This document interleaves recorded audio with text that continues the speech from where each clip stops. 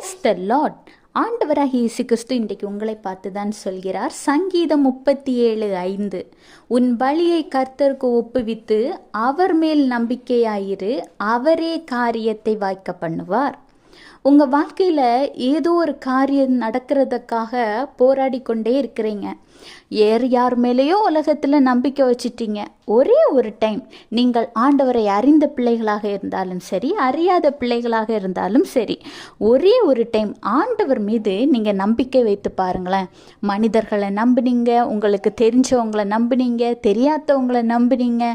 ஒரே ஒரு டைம் உலகத்தை படைத்த உங்களை உங்கள் தாயின் கருவில் உருவாக்கின ஆண்டவர் மீது நம்பிக்கை வைத்து பாருங்க.